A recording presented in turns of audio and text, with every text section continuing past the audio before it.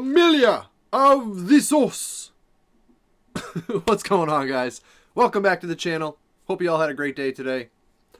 Back with another top 10 for you. This one looks really cool, particularly because of the thumbnail, which is very intriguing. It is titled, as you already saw in my title, Top 10 Bizarre Coincidences in History No One Can Explain. Okay. These I find very fascinating because they're usually like fact-based. Some people believe that everything happens for like things that actually happened, you know?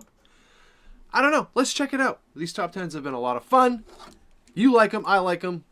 It just makes sense to keep going with them. If you guys are new here though, hit that subscribe button.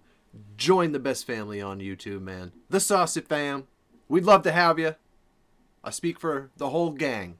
We would love to have you.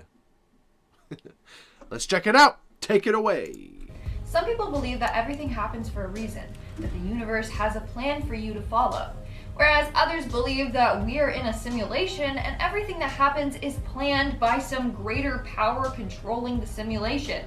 Now, I'm talking about this because today we are going to be looking at some of the weirdest coincidences in history. So let's get right on into this video. Starting off this countdown, we have Jean-Marie DUBARRY. On February 13th, 1746, a French man named Jean-Marie was executed for the murder of his father. Hundreds of years later, on the exact same day, a man named Jean-Marie DUBARRY was also sentenced to death. He had also taken the life of his father. So what are the odds that two unrelated people with the same name both killed their fathers and then got executed on the same day? Like, that is just way too freaky. In our ninth spot, we have the dollar bill. Now, this is a pretty wholesome one for you all. When a woman named Esther was young, she had written her name on a couple of dollar bills after a bad breakup. She then told herself that she was going to marry the man that brought the bill back to her. Well, years later, she was dating a man named Paul Gratchen. The day he asked Esther to be his girlfriend, they were at a sandwich shop. As he was paying for the meal, he got handed a dollar bill with the name Esther written on it.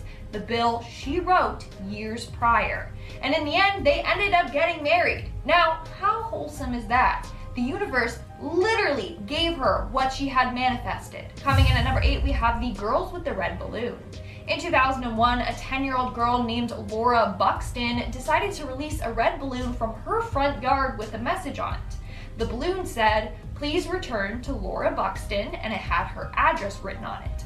Well, this balloon traveled 140 miles and ended up landing on the yard of another 10-year-old girl's house. This girl's name was also Laura Buxton. Like, what are the odds? The two Laura Buxtons ended up meeting and they discovered that they had tons of similarities, not just their age and name. For example, they both had a guinea pig, a gray rabbit, and a 3-year-old chocolate lab. They both also looked alike and dressed alike. I'm telling you, this is just way too freaky. Like, what are the odds? I'm gonna be saying that a lot in this video. What are the odds? Moving on to number 7, we have Mark Twain and Halley's Comet. Every 76 years, Halley's Comet is visible to the naked eye as it soars past Earth. Well, American writer Mark Twain was born on one of Halley's Comets passing in 1835. The next year that the comet was said to pass was in 1910, and Mark Twain predicted that he was going to die that year. He said that he came into the world with the comet and that he was going to leave the world with the comet as well. And Mark Twain was right. Mark Twain passed one day after the comet's closest approach in 1910. So not only did Mark Twain predict his own death, but his birth and death both seamlessly lined up with Halley's Comet. How freaky. In our 6th spot, we have Violet Jessop. Violet Jessop has been named the luckiest woman as well as the unluckiest woman. She also has been given the name Miss Unsinkable, and I'll explain how she got those nicknames in just a second. So Violet was a stewardess and nurse who was on board 3 big sister ships when disaster struck each of them. It started with the HMS Olympic. She was on board the ship when it collided with the HMS Hawk. Then she was on the HMHS Britannic when it struck a mine at sea. And lastly, she was on board the Titanic, and she managed to escape all 3 of these disasters. At this point, she probably was cursed. And after the first accident, she shouldn't have gotten back on any ships ever again. So that's why she's been given the name the luckiest, unluckiest woman to live. She's been lucky to survive all the accidents, but unlucky that they kept happening to her. We're now at I was gonna say, I don't know if she's cursed or maybe she's in the vicinity of somebody else that's cursed. Sounds to me like she's got a guardian angel who's got a lot of pull up there, because that's crazy. Just to survive the Titanic is amazing. And then to a mine? Sure. our fifth and halfway mark with Danielle du TOIT. The irony behind this next story is mind-blowing. So Danielle du TOIT was a South African astronomer. Over his life, he discovered and co-discovered several comets. He also spent his days giving lectures. On September 28, 1981, he gave a lecture on how death can strike anyone at any time. As soon as the lecture was done, he popped a mint into his mouth. The mint then slid to the back of his throat, he choked on it, and died right then and there. So yeah, I'd say his lecture was pretty spot on. In our fourth spot today, we have Harry ZIEGLAND. Now, this story is kind of controversial. Some say it's an old wives' tale. Others say that it actually did happen. Now, if it did happen, then this is the definition of karma. So back in the day, there was a man named Harry ZIEGLAND who broke a woman's heart. She was so heartbroken that she took her own life.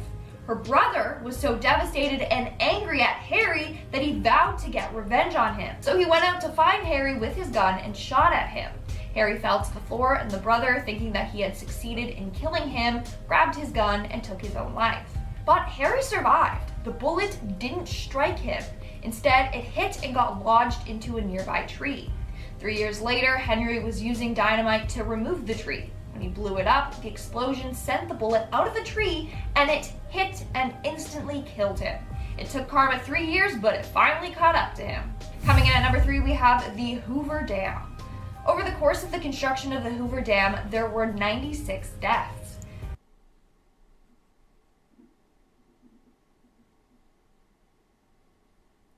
What?